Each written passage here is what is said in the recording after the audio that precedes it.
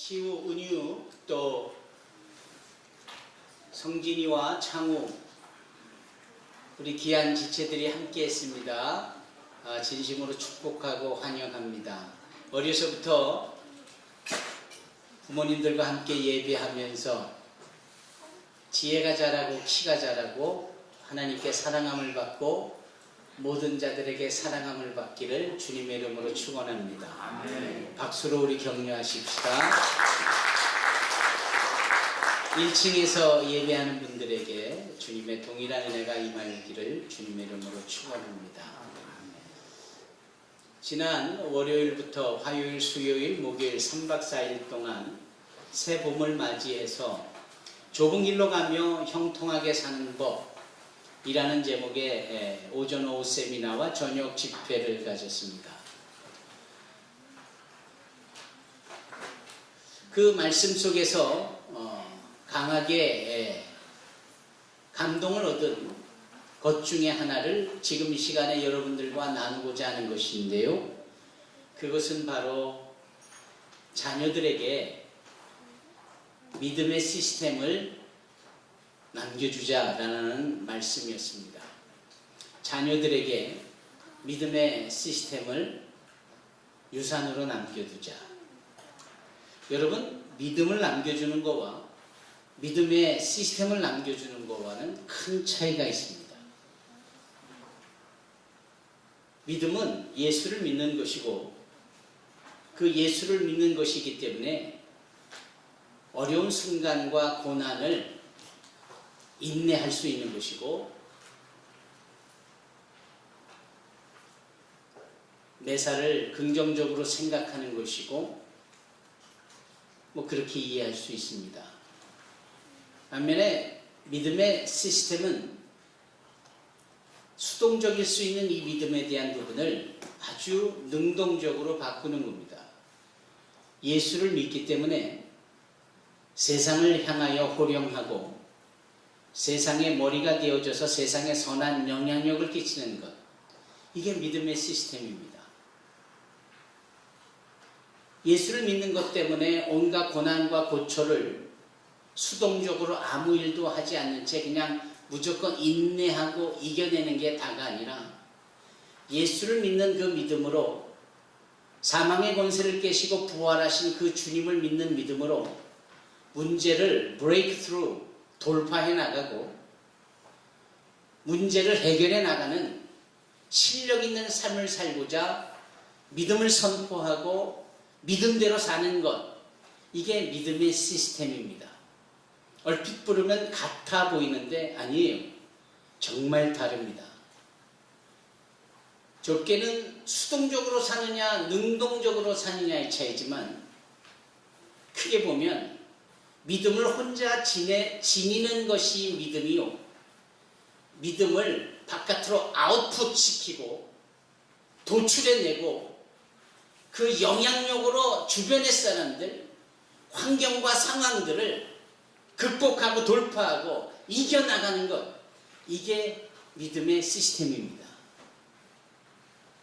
따라서 우리는 우리 자녀들에게 무조건 믿으라 하며 믿음만의 유산이 아닌 세상을 다스리고 세상을 주장하고 세상을 이기는 그러한 믿음의 시스템을 갖추도록 가르쳐야 되고 우리의 모범을 보여야 할 것입니다. 저는 이 부분이 세미나 내내 마음에 맴돌았습니다. 그리고 오늘 본문의 말씀을 통하여서 그 말씀을 한 번 더 자세히 적용해 보고자 합니다. 우리는 지난주에 예수님께서 많은 제자 가운데 12명의 제자를 따로 부르시고 세우시고 택하시고 그들을 사도라 부르시며 세상에 아포스톨로스, 보내시게 했습니다. 그리고 보내시는 것으로 끝이 아니라 보내짐을 받아 무엇을 할 건지에 대한 구체적인 지침을 내려주시잖아요. 가야 될 것과 가지 아니해야 될 것, 가면서 뭘 해야 되는 것과 그리고 가서 어느 것을 감당해야 될 것인지에 대하여 구체적인 지침을 선명하게 내려주셨습니다. 그리고 오늘 본문의 말씀 마태복음 10장 16절에 연이어 그 말씀이 지침의 한 부분으로 나타나지만 이 말씀은 제가 모두에 설명드린 것처럼 소위 믿음의 시스템을 갖추라 라는 말씀으로 해석할 수 있는 부분입니다. 12명의 사도에게 믿음의 시스템을 갖추라 라고 하는 말씀. 그냥 믿기만 하는 것이 아니라 믿기 때문에 너희가 어떻게 해야 되는지, 그 지침대로 행할 때 어떠한 결과물이 나오는 것인지, 이러한 일련의 과정을 말씀하고 있는 거예요. 이 다음에 시브리서 11장은 믿음에 대해서 자세히 설명하고 있고, 그 믿음을 지닌 소위 믿음의 선진들이 그 믿음의 시스템을 어떻게 가동했는지를 자세히 풀어쓰게 되어지는데, 그것이 히브리서 11장이에요. 끄트머리에 가서 그 결과는 어떻게 마무리 짓느냐면, 이런 사람들을 세상이 이길 수 없다, 이렇게 표현합니다. 이걸 좀 더 이해하기 쉽게 다른 말로 번역을 해보면, 이런 믿음을 가진 사람들이 세상을 이긴다, 이 뜻입니다. 따라서 믿는 수동적인 소극적인 자세가 아닌 믿음으로 적극적이고 능동적이고 진취적으로 뭔가 믿음의 아웃풋을 나타내므로 세상을 변화시켜가는 것. 이런 사람들을 세상이 어떻게 이기겠어요? 이런 사람들이야말로 세상을 호령하고 세상을 주도해 가지 않겠습니까? 우리 자녀들이 어려서부터 이러한 믿음을 지니고 삶의 그러한 믿음의 결과물이 나와지게 된다면, 그런 것들이 세상을 주장하게 되고 세상을 관리하게 되고 세상을 이끌어가게 되어지는 것입니다. 유대인들은 어려서부터 모세오경을 통하여 하나님과 자신들의 관계를 확립시킵니다. 그 확립되어진 이들이 삶 속에 나타내는 정신을 키투놀람이라고 합니다. 키투놀람은 무엇이냐? 세상을 변화시키는 것, 병든 세상을 고치는 것, 문제가 있는 세상을 풀어내는 것.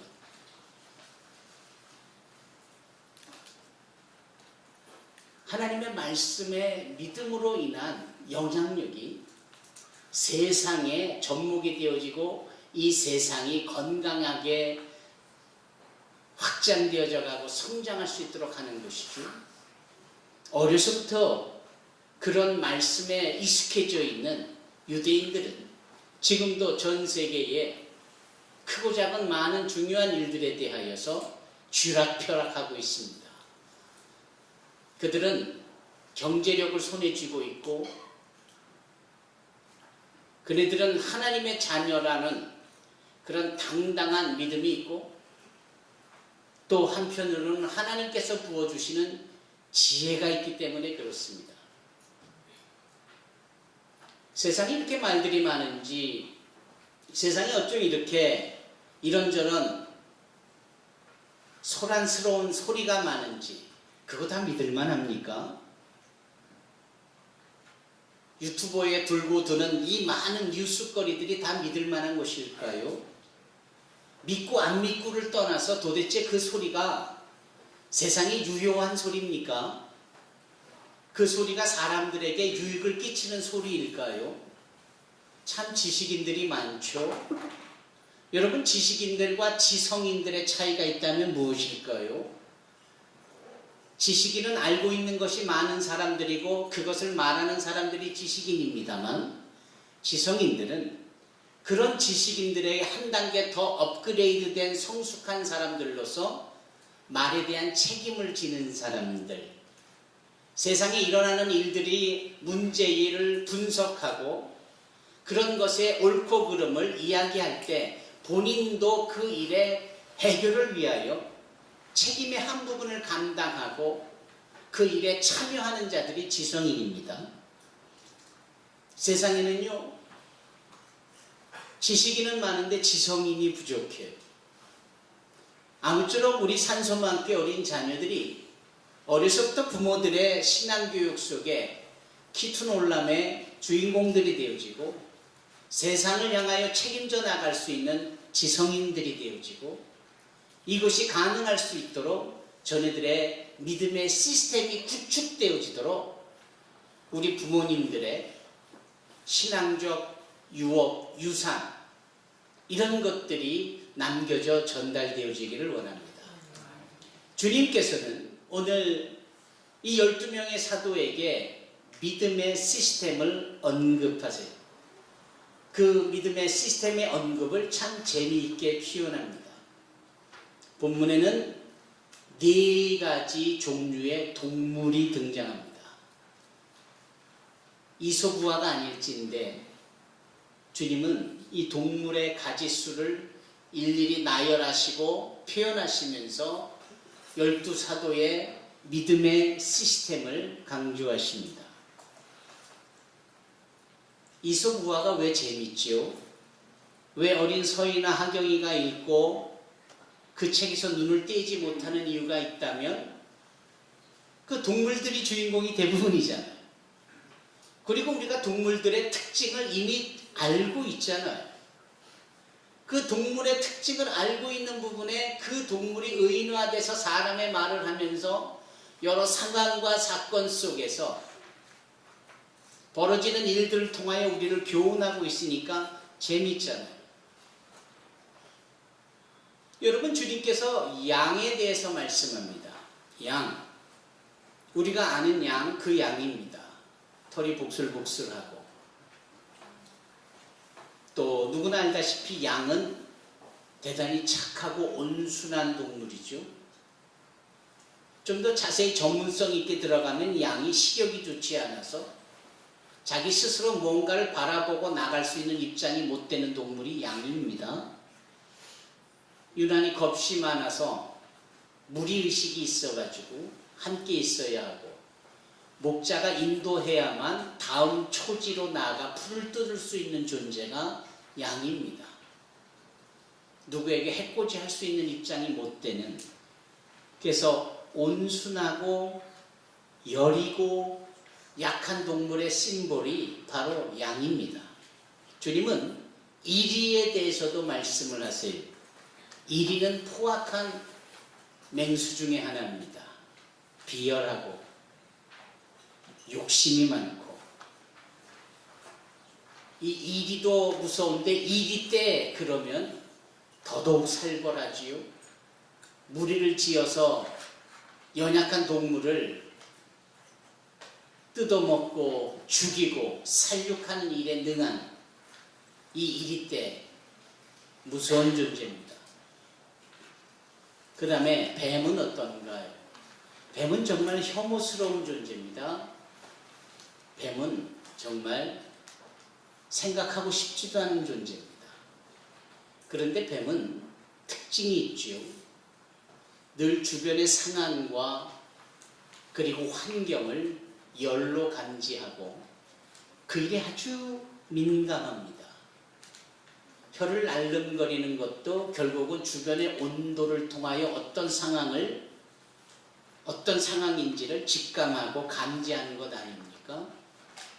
그런 상황에 기민하게 움직이고 대처하고 몸을 숨기고 피하고, 할 수 없으면은 물어대고, 이게 뱀의 특징이에요.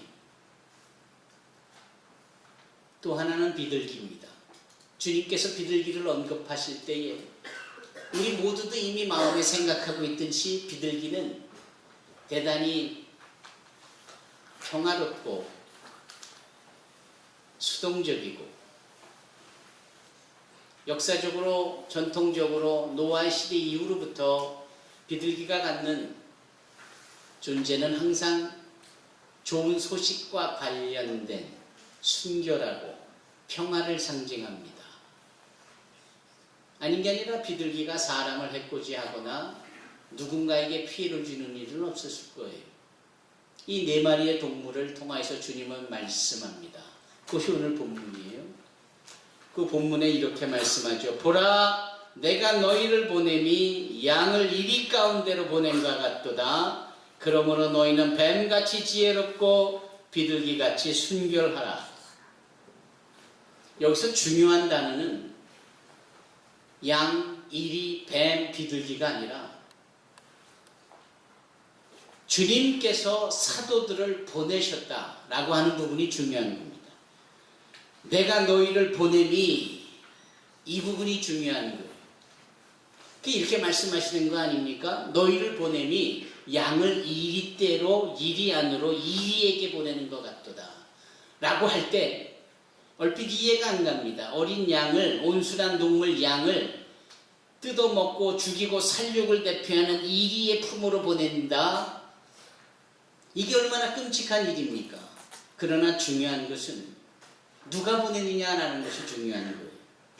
여기 분명히 주님께서는 내가 라는 단어를 통하여서 당신이 사도들을 보내니, 설령 사도들이 양같이 온순하고 연약하고 자기 방어도 못하는 존재이지만 살보라가 무시하고 살육에 능한 이리 때에 보내짐을 받는 이 양들의 형국 속에 사도들이 세상으로 보내지는 것은 세상이 이처럼 악랄하고 이리째처럼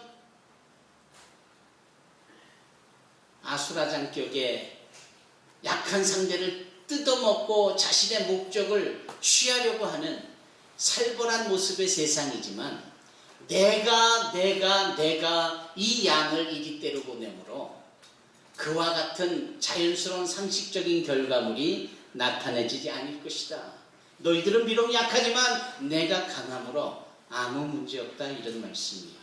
내가 세상 끝날까지 너희와 함께하고 있기 때문에 비록 너는 연약하고 순전하고 온순한 네 앞가림조차 못하는 존재이지만 내가 너를 보내니 내가 너를 보장하고 내가 너를 책임지겠다, 이 말씀이죠. 여러분, 우리가 세상을 이겨낼 수 없습니다. 그러나 나를 보내시고 나와 함께 하시는 주님 때문에 우리가 세상을 이겨낼 수 있고 우리가 세상을 주관할 수 있는 겁니다. 이것이 진정 은혜가 아닙니까? 이것이 믿는 그리스도인들이 누리고 있는 특권이 아닙니까? 우리가 잘나서 우리가 능력이 있어서가 아니라 주께서 우리와 함께하고 계시기 때문에 나는 비록 연약하여 아무것도 할 수 없지만 나와 함께 하시는 주님께서는 사망의 권세를 깨시고 이겨내신 부활의 산소망 되신 주님이시기에 그분이 우리를 모든 일에 가능하게 하고 우리의 대적자들을 우리가 물리치고 오히려 승리할 수 있게 해주실 것이다, 이런 말씀입니다. 이것이 믿음이에요. 그러면 이 믿음이 구체적으로 시스템으로 작용이 되어지기 위해서는 무엇을 해야 하느냐? 우리가 뱀처럼 지혜로워야 된다라는 겁니다. 우리가 비둘기처럼 순결해야 한다라는 겁니다. 우리는 세상에 관심을 안 두는 것이 고귀한 신앙이라고 생각하지만 천만에요. 오해입니다. 우리는 세상을 알아야 합니다. 9시 뉴스도 정확하게 보고 판단하고 인식하여야 하고 신문을 피면 사설도 읽어가면서 지금 세상 속에 어떤 일이 벌어지고 있는지, 도대체 이 정부가 잘하고 있는지, 도대체 왜 베트남에서 벌어진 그 북한과 미국 사이에 그 회담이 결렬이 됐는지 관심을 갖고 신앙의 눈으로 그것을 보고 판단할 수 있어야 합니다. 그러려면 지혜가 필요하잖아요. 그 지혜는 그냥 흔히 말하는 지식으로만, 지성으로만 하는 그 지혜가 아니라 여호와를 경외함으로 말미암아 주어지는 지혜, 이것이 필요한 겁니다. 그런데 그 주시는 함께 하시고 보내심의 주인공 되시는 주님께서 그러한 지혜를 주실 텐데 우리는 그 지혜를 어떻게 담아두느냐? 뱀처럼 담아두어야 한다, 이 말입니다. 말씀드렸죠? 뱀은 대단히 환경과 상황과 형편에 민감하고 기민하게 움직이며 대처하는 동물입니다. 뱀처럼 지혜로워라, 그게 그 말씀이에요. 기도굴에 들어가서 기도를 할 때, 기도방에 들어가서 기도를 할 때 랍비들은 그 기도방 안에 거울을 두지 않는다라고 합니다. 왜? 그 조그만 공간 안에 기도하면서 자신만 쳐다보는 것이 유익하지 않기 때문입니다. 오히려 기도방에 필요한 것은 창문이라지요. 기도하면서 창문을 통해 세상을 볼 수 있도록 하는 것, 이게 우리에게 필요한 겁니다. 지혜, 지식과 지성을 넘어 하나님을 경외할 때 하나님이 주시는 것인데 이것을 우리가 어떻게 사용해야 되느냐? 뱀처럼 사용할 수 있어야 하는 거예요. 세상과 형편과 상황에 기민하게 대처하면서 요즘 부쩍 우리는 그런 말을 합니다. 성경의 기도보다 오히려 설득과 거래와 흥정과 이런 네고시에이션에 관련된 이 사건과 상황이 훨씬 더 많이 기록되어 있다. 스로보니게 여인은 자신의 딸을 주님을 통하여 치료받고 살려내기 위하여 주님을 설득하잖아요. 맞습니다. 자녀를 위하여 떡을 주는 것이 합당하나 그 떡에서 떨어지는 부스러기는 개 정도에게 허락함이 마땅하지 않겠습니까? 주님이 들어보니 말되네. 주님을 설득한 자가 이 수로보니게 여인이었을 때 그 설득한 그 내용은 기도보다 더 위대한 겁니다. 성경 구약부터 신약까지 살펴보면 많은 거래와 흥정과 비즈니스 같은 딜이 있고 설득이 있습니다. 우리 자녀들이 과연 이런 설득을 통하여 친구들을 이겨낼 수 있고 선생님들을 이해시킬 수 있고 세상을 향하여 자신들의 꿈을 펴나갈 수 있습니까? 대립다 기도만 하자라고 하고 대립다 교회만 가자고 하고 뭐 이랬던 것은 아닙니까? 우리 부모들부터 이런 부분에 대해서 취약하고 있는데 어찌 우리가 세상을 이기는 모습을 자녀들에게 보여줄 수 있을까? 뱀처럼 지혜롭다라는 것은 바로 그런 겁니다. 다만 그 뱀이 주는 음흉하고 거짓되고 죄의 사심처럼 보여지는 이 창세기 3장에 등장하는 이 뱀으로 인하여 우리가 혹여라도 지혜를 이 뱀처럼 사용한다라고 하는 이 부분에 있어서 그것을 상쇄시키는 또 하나의 장치가 필요한 것을 아시는 주님께서 비둘기처럼 순결하라라는 마음을 분명하게 허락하시죠. 지혜롭게 대처하나 그 발로가 그 시작 동기가 모티베이션이 순전한 마음, 세상을 향한 주님의 마음, 그 평화롭고 깨끗한 그래서 동물로 시작한 이 비유처럼 비둘기처럼 순결하라 이렇게 말씀하고 있는 겁니다. 따라서 우리는 믿음의 시스템을 가동시킬 수 있어야 합니다. 뱀처럼 지혜롭고 비둘기처럼 순결하는 겁니다. 약해 빠진 우리가 세상을 이길 수 있게 하는 것은 우리를 보내신 주님의 몫이고 우리의 몫은 그 주님을 경외함으로 얻는 지혜를 순전한 마음으로 삶에 적용하는 겁니다. 에스더서에 보면 페르시아 왕국을 배경으로 한 유대 사회가 극도로 위험한 지경에 빠지는 장면을 기록하고 있습니다. 그것은 거기에 이인자라고 여겨지는 하만이라는 이리와 같은 교만하고 교활한 자가 꾸며낸 모략 때문에 그렇습니다. 하만이 거만하여서 자신에게 절하지 않는 저 유대인들을 다 죽여버리려는 교활하기 그지를 얻을 데 없는 죄악의 발로였습니다. 이제 그 하만 때문에 페르시아에 이주해 왔던 모든 유대인들이 하나도 남김없이 다 죽임을 당할 수 있는 상황에 혜성처럼 등장하는 한 사람이 있었으니 그가 바로 모르드게입니다. 모르드게는 그 상황을 직시하는 거예요. 그러면 직시한 이 상황에서 뭔가 자신의 신앙과 믿음으로 말미암은 어떠한 행동을 취하여야 하지 않습니까? 그가 에스더 황후에게 네가 힘을 써야 되지 않느냐. 설령 네가 힘을 쓰지 않아도 이 유대인들은 하나님의 백성이니 하나님이 이 와중에서도 구원하실 것이 분명하지만 그러나 네가 유대인으로서 황후로 이 자리에 있다라는 것은 바로 이것이 이때를 위함이 아니겠느냐. 어떻게 이렇게 믿음을 적용할 수 있을까요?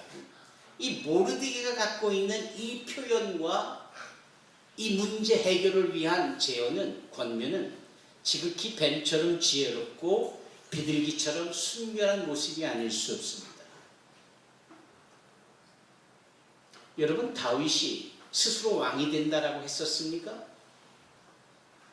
하나님이 그 이새라는 집을 찾아가서 그의 아들들을 쭉 보시면서 마지막 들에 나가 자신의 일을 충성을 다하고 있는 막내 아들 다윗에게 사무엘을 통하여 기름 부어 왕이 되게 하셨지 않습니까?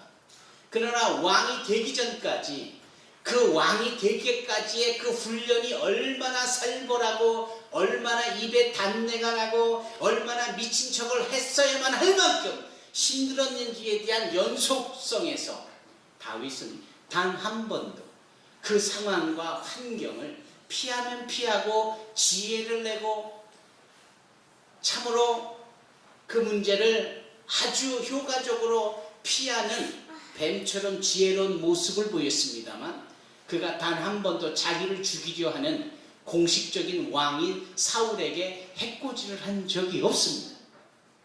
사무엘상 24장을 보면 굴에서 그 사울을 죽일 수 있는 상황인데도, 아니 자신들이 죽이겠나라고 칼을 빼드는 부하 장수들을 그렇게 못하게 하고, 하나님이 기름 부어 세운 왕을 우리가 손댈 수 없다 하며 살며시 그 사울의 옷자락만 벤 이가 다윗입니다.